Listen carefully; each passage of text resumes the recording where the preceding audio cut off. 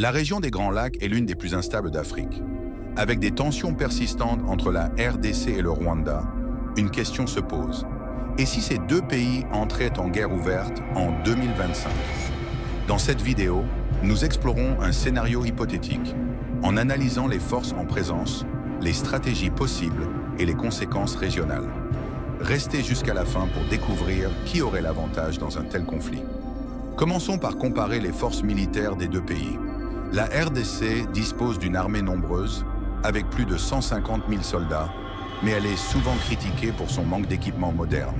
En face, le Rwanda, bien que plus petit, possède une armée bien entraînée et équipée, soutenue par des alliances internationales solides.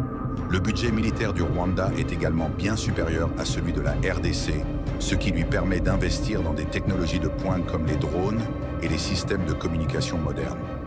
Dans un scénario de guerre, le Rwanda pourrait opter pour une stratégie rapide et ciblée en utilisant ses drones pour frapper des infrastructures clés en RDC, comme les aéroports militaires ou les centres de commandement. La RDC, de son côté, pourrait compter sur sa taille et sa population pour mener une guerre d'usure en exploitant son vaste territoire pour disperser les forces rwandaises. Cependant, la question des alliances serait cruciale. Le Rwanda pourrait compter sur le soutien de pays comme les États-Unis ou la France, tandis que la RDC pourrait se tourner vers la Chine ou la Russie. Une guerre entre la RDC et le Rwanda aurait des conséquences désastreuses pour toute la région. Des millions de personnes pourraient être déplacées et les ressources naturelles de la RDC, comme le coltan et l'or, deviendraient un enjeu encore plus stratégique. Les pays voisins, comme l'Ouganda et le Burundi, pourraient être entraînés dans le conflit, créant une instabilité régionale sans précédent. Sans oublier l'impact économique, les échanges commerciaux seraient paralysés et les investissements étrangers s'évaporeraient.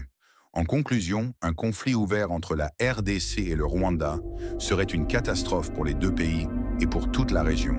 Bien que le Rwanda ait un avantage technologique et stratégique, la RDC pourrait compter sur sa taille et ses ressources pour résister. Mais dans une guerre, il n'y a jamais de véritable gagnant. La paix et la diplomatie restent les seules solutions durables. Et vous, que pensez-vous de ce scénario? Partagez votre avis dans les commentaires et n'oubliez pas de vous abonner pour plus d'analyses militaires et géopolitiques.